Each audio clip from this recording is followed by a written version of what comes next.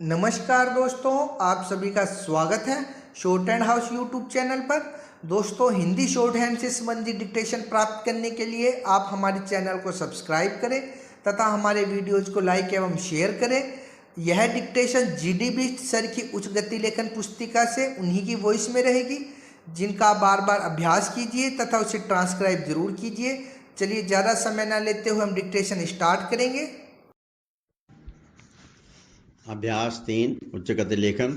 अंतर संसदीय संगठन एक ऐसी संस्था है जिसके मंच पर उन सभी देशों के संसद सदस्य मिलजुल कर विश्व की महत्वपूर्ण समस्याओं पर विचार करते हैं जिन देशों में किसी न किसी रूप में संसदीय प्रणाली का चलन है। इस संगठन की बैठकें एक वर्ष में 2 बार होती हैं। समस्त संसदीय प्रणाली के देशों के 1000 प्रतिनिधि उन देशों के प्रतिनिधि मंडलों के रूप में अपने देश का प्रतिनिधित्व करने के लिए आते हैं। इन प्रतिनिधि मंडलों में उन देशों की संसदों के अध्यक्ष, उपाध्यक्ष एवं संसदीय कार्य मंत्री भी आते हैं। इस समय विश्व के अनेक देशों में अनेक प्रकार की संसदीय प्रणाली है, जिनमें रूस, हंगरी, पोलैंड और पूर्वी जर्मनी जैसे देश हैं। दूसरी ओर अमेरिका, ब्रिटेन, फ्रांस, इटली और कनाडा जैसे देशों में अपने ढंग की संसदीय प्रणाली विद्यमान है, जो अपनी संसदीय पद्धति को आदर्श मानते हैं। इसी प्रकार से अरब देश एवं इसराइल की अपनी शासन पद्धतियां हैं। इनके अतिरिक्त भारत, पाकिस्तान, नेपाल और श्रीलंका में पृथक पृथक लोकतंत्री अथवा संसदीय प्रणाली का चलन है। उधर अफ्रीकी देशों की अपनी वेशभूषा, अपनी भाषा और अपनी शासन पद्धति निराली ही होती है। संयुक्त राष्ट्र संघ संसार का सबसे बड़ा संगठन है और उसके अनेकों सहायक संगठन होते हैं, जिनमें से यूनेस्को, यूनिसेफ, विश्व स्वास्थ्य संगठन, विश्व खाद्य परिषद, विश्व बैंक आदि प्रमुख हैं। संयुक्त राष्ट्र महासभा में जो प्रस्ताव पास होते हैं वे समस्त देशों पर अनिवार्य रूप से लागू होते हैं, किंतु उनको लागू करना या न करना उस देश के ऊपर निर्भर करता है जिसके बारे में निर्णय होता है। संयुक्त राष्ट्र महासभा और अंतर संसदीय सम्मेलन में यही अंतर है कि इसके निर्णय अथवा स्वीकृत प्रस्ताव सम्मेलन में भाग लेने वाले राष्ट्रों पर बंधन नहीं होते, जबकि संयुक्त राष्ट्र महासभा के प्रस्ताव उन देशों पर बंधन होते हैं, भले ही उनको वे देश लागू करें या न करें। अभी तक इस संस्था के सदस्य कई राष्ट्र नहीं हैं, किंतु आज भी इसमें बड़े से बड़ा राष्ट्र चीन भी सम्मिलित है, जहां विश्व की 1/4 जनसंख्या रहती है।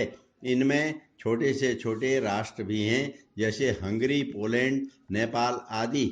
इस संस्था का एक बहुत बड़ा लाभ यह है कि दुनिया के इतने देशों के लिए अपनी बात कहने और अपनी स्थिति स्पष्ट करने का यह एक ऐसा मंच है जो संयुक्त राष्ट्र को छोड़कर संसार में दूसरा कहीं नहीं है। यहाँ पर आपस में मिलकर कई ऐसी समस्याओं का हल निकालना संभव होता है जिनको सुलझाना कठिन माना जाता है।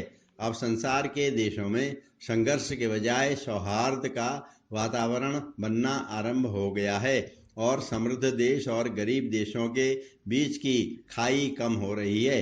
विश्व के देश भारत के वसुधैव कुटुंबकम के सिद्धांत को अपनाने लगे हैं। संसार में मैत्री का वातावरण पैदा करने के लिए श्री जवाहरलाल नेहरू ने जो महत्वपूर्ण योग दिया उसे भुलाया नहीं जा सकता है। इस बात पर गौर किया जाना चाहिए कि देश में हिंदी आशुलिपिकों की कमी क्यों है। हिंदी आशुलिपि का आरंभ इस देश में 1907 से हो चुका है, तथापि जो कुछ प्रयत्न इसके विकास के लिए किए गए वे हिंदी प्रेमियों द्वारा किए गए। सरकार द्वारा जो कुछ इसके विकास के लिए किया जाना चाहिए था वह नहीं किया गया। यह निश्चित हो गया था कि संविधान के लागू होने के बाद इस देश की राजभाषा हिंदी होगी, किंतु जो कुछ निश्चय किया गया था उसको पूरा करने के लिए आवश्यक प्रयत्न नहीं किए गए। उस समय किसी भी तरफ से यह बात नहीं कही गई कि हिंदी में काम न हो, किंतु धीरे धीरे समय बीतने के साथ साथ कुछ प्रदेशों की ओर से अवश्य कहा गया कि अभी उनके प्रदेश में हिंदी का पर्याप्त ज्ञान लोगों को नहीं हुआ है, अतः यह काम धीरे धीरे किया जाए। उनकी ओर से यही कहा गया था कि हिंदी प्रांतों में हिंदी लादी न जाए, किंतु हिंदी के कुछ विरोधियों ने इस बात को राजनीतिक रूप देकर उसके विरुद्ध वातावरण बनाने का प्रयास किया। हमारे संविधान में स्पष्ट रूप से कहा गया था कि इस देश की राजभाषा हिंदी होगी। उसके लिए यह तय किया गया था कि 15 वर्ष के भीतर हिंदी का विकास किया जाए। यह अवधि 1965 की जनवरी 26 को पूरी हो गई थी, किंतु हिंदी के विकास के लिए जो कुछ किया गया था वो काफी नहीं था। संविधान के निर्माताओं द्वारा यह आशा की गई थी कि इस बीच में देश में हिंदी का प्रचार और प्रसार इतना अधिक हो जाएगा कि इसको राजभाषा बनाने में कोई कठिनाई नहीं होगी। विज्ञान, तकनीक एवं विधिक क्षेत्र में हिंदी का प्रयोग नहीं के बराबर होता था, अतः यह स्वाभाविक था कि उस दिशा में प्रगति भी अधिक नहीं हो सकी। अतः हिंदी भाषी लोगों की कठिनाइयों को देखते हुए प्रधानमंत्री श्री जवाहरलाल नेहरू ने उनको यह आश्वासन दिया था कि हिंदी भाषी लोगों के ऊपर हिंदी लादी नहीं जाएगी जब तक वे इसके लिए तैयार न हो जाएं। अतः उनको जो आश्वासन दिए गए थे उनमें यह कहा गया था कि हिंदी का प्रयोग राजभाषा के रूप में अहिंदी प्रांतों के साथ तभी होगा जब वे इसके लिए तैयार हो जाएंगे। अतः राजभाषा अधिनियम बनाकर हिंदी के साथ अंग्रेजी के प्रयोग को भी जारी रखने की अनुमति दे दी गई। यह सुविधा उनको दी गई थी कि जो हिंदी नहीं जानते थे। हिंदी प्रांतों में भी इस सुविधा का अनेक लोगों ने फायदा उठाना उचित समझा और हिंदी की प्रगति में ढील आ गई, किंतु केंद्र ने बराबर इस चीज पर नजर रखी और हिंदी के प्रयोग एवं प्रसार के लिए और भी दृढ़ता के साथ उपाय किए गए। जब तक यह काम नहीं किया गया था तब तक इस काम में थोड़ी बहुत ढील रही, किंतु अब हिंदी प्रांतों में हिंदी में काम होने लगा।